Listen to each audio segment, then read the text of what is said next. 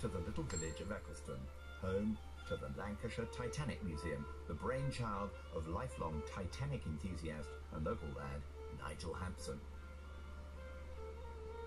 Everyone knows the tragic tale of RMS Titanic. Billed the unsinkable ship, she collided with an iceberg on her maiden voyage and sank to the bottom of the Atlantic, losing over 1,500 souls. The Titanic is often remembered as being unique and in a class of her own, but this is actually far from the truth. It's interesting, isn't it? Because, you know, the film glorifies Titanic, and everybody seems to think of this really opulent cruise liner that's a complete one-off. Yeah. And it's not a complete one-off. Not a complete one-off at all. She's one of three, isn't she? Yeah, one of three. And these three, they were all built to exactly the same design. So they're identical other than... right down to the last teaspoon on board. The fixtures, the furnishings, the equipment, the way that the rooms were decorated, the cabins, everything was exactly the same on all three of these vessels. She wasn't even the first of the trio. The first of the trio was a ship called Olympic. Titanic came second, and then the third vessel comes along a few years later called Britannic. Out of those three ships, within 3 years, White Star Line had lost two of them, because Titanic everyone knows about. The third vessel, Britannic, was also lost while on war service in 1915. So how much have these ships cost them to build? In 1912 money, they were costing 1.5 million each. Now in today's terms, you're looking at anything from 400 to 500 million, nearly $500 million in today's money. RMS Olympic was in service for 25 years, and the museum holds an array of artefacts from her which are identical to those that would have been on the Titanic. So what's this all about then, Nigel?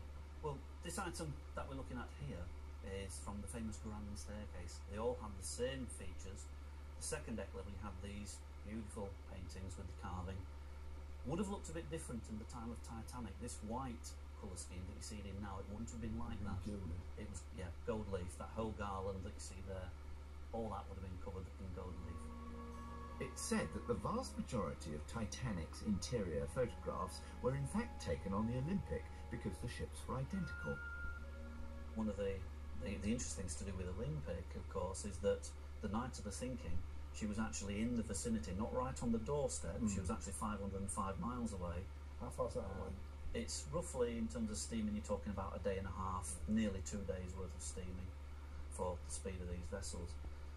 But J. Bruce Ismay, the owner, the managing director, after all the passengers, all the survivors have been recovered by Carpathia, the rescue ship, when he hears that Olympic is steaming towards them to try and help out with the rescue, he actually tells Olympic not to come. He tells her to stay away. He's very concerned about the effect that Olympic will have on the survivors. If they see this identical ship steaming towards them, he knows what it's going to do to the passengers. They're going to see a ship which they will probably think is Titanic. They'll think that during the night somehow it miraculously didn't sink, and it will just give them a huge sense of false hope. This has been really interesting, because what you have done is blown a few myths completely out of the water. Titanic wasn't a one-off. Not at all.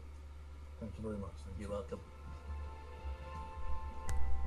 It's been a busy day for our weary antique